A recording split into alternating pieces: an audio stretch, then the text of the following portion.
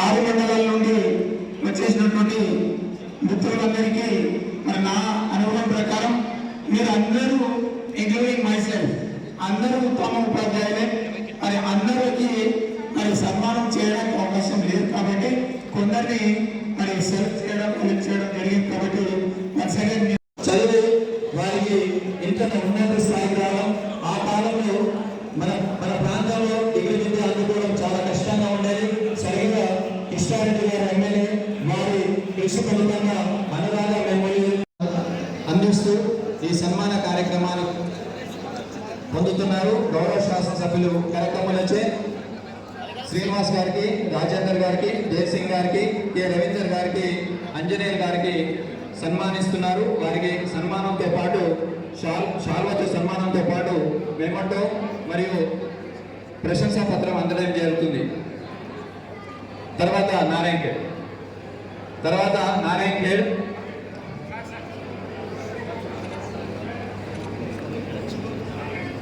శుభాకాంక్షలు తెలియజేస్తూ ఇప్పుడు నాగరికత మండలానికి సంబంధించినటువంటి ఉపాధ్యాయులు సిద్ధంగా ఉన్నారు.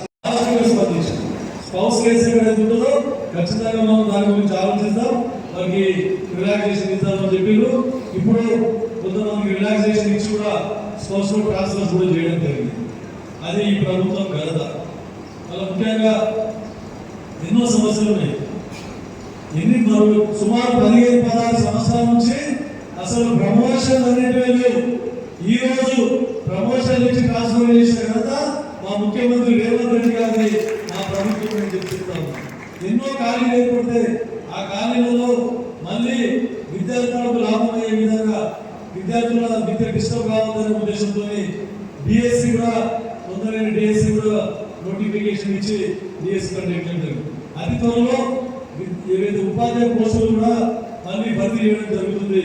వివిధ వేకెన్సీలన్నీ ఏవైతే వివిధ డిపార్ట్మెంట్లో ఉన్న వేకెన్సీలను కూడా చిత్తశుద్ధితో ఈ ప్రభుత్వం వచ్చిన తర్వాత చాలా ఉద్యోగాలు కల్పించడం జరిగింది. కాకపోతే నేను అక్కడ కూడా కలెక్టర్ గారి దగ్గర చెప్పిన, ఇప్పుడు కూడా మరొకసారి మీ అందరూ దృష్టికి తీసుకొస్తుంది. ఏంటంటే మన దగ్గర చదువుకొని మన దగ్గర పెద్ద అయ్యి మన పిల్లలకి చదువు చెప్పుకోకుండా వాళ్ళ పిల్లల గురించి ఆలోచించే చాలా మంది హైదరాబాద్ పట్టణాలు వీళ్ళు కూడా హైదరాబాద్ సరౌండింగ్ ఏరియాలలో పోస్టింగ్ కావాలని చెప్తాను.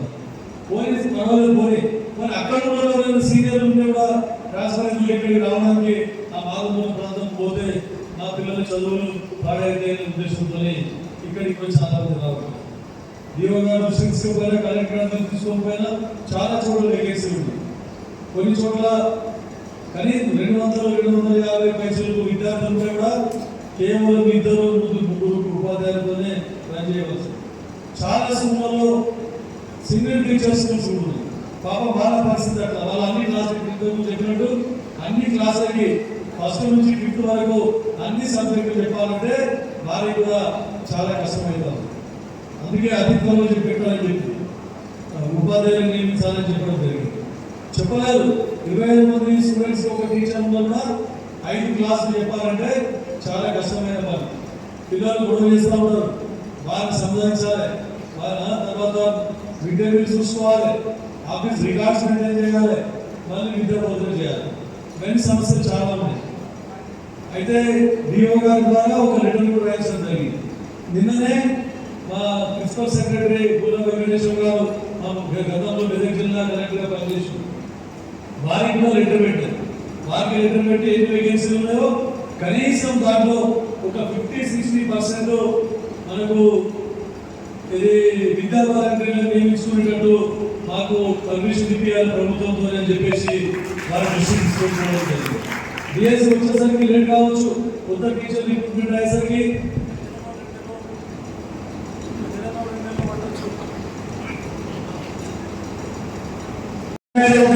మీరు నేర్పే క్రమశిక్షణ మీద ఉండాలని చెప్పేసి మీకు అందరికీ సభాముఖంగా తెలియజేస్తున్నాము.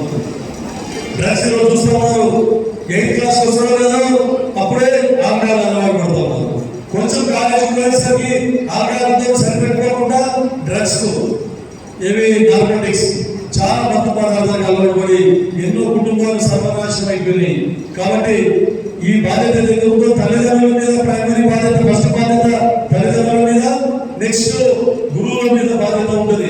ఇప్పుడు ఈ ప్రభుత్వం వచ్చిన తర్వాత అది కూడా మా రేవంత్ రెడ్డి గారి ప్రభుత్వం ఈ నార్కోటిక్స్ మీద యాంటీ నార్కోటిక్ చట్టాన్ని చాలా ఖచ్చితంగా గట్టిగా ఇంప్లిమెంట్ చేసి ఎక్కడికక్కడ డ్రగ్స్ నిర్మూలించాలని చెప్పేసి కూడా మా ప్రభుత్వం పనిచేస్తా ఉందని చెప్పేసి మీ అందరూ చెప్తాము.